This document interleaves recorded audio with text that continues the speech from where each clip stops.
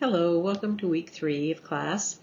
I've organized the folders a bit for you, so I hope you find it helpful. If you have any questions, do email, and I'll be happy to answer those questions. I think each week now will make a little more sense as you go through it, and I apologize for confusion in the first few weeks.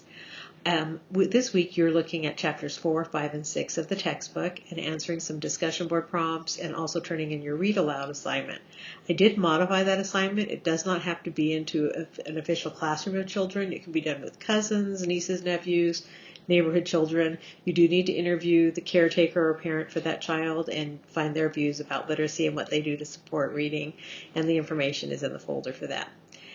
Chapter 4 is about introducing children to books and helping them fall in love with books. And if you can do that, you've given them a favor that will go throughout their entire life. A child who loves to read can transport themselves from the boring day-to-day events and off into some wonderland or some far-off land, and it's just an incredible gift. There is a quote in that chapter that says, "Tending to our children's intellectual well-being is the best thing we do." And by giving them that love of reading, you've opened the door so that they can learn about so many different things, and the world is open to them. And you can bring them joy by them reading these books. I also think about how the Lord chose to write to us in the Bible for us to get to know Him, and that's another skill that they can move into reading the Bible. There are some wonderful picture children's Bibles with beautiful illustrations, and they can read those and get to know God in a more powerful way.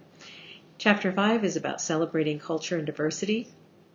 And there is a quote in the book that talks about humanity flourishing as we respect diversity and celebrate various cultures.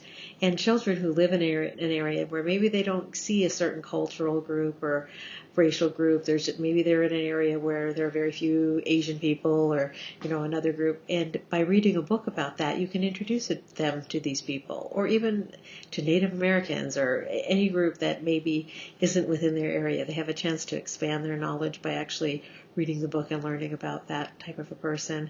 So celebrating diversity, also that's a given for faith integration. We're all God's creatures, and the idea of getting to know and appreciate someone's culture and their ways is really powerful. Chapter 6 is a precious chapter on first books, picture books. And picture books are so fun. The beautiful artwork. I can think of my granddaughter opening up picture books and just coming alive looking at these beautiful pictures. And I think that picture books are precious to all of us, and appreciating all the work that goes into them and all the different elements and aspects of them is important. So please let me know if you have any questions at all. I'm here to help. Have a blessed week. Thank you.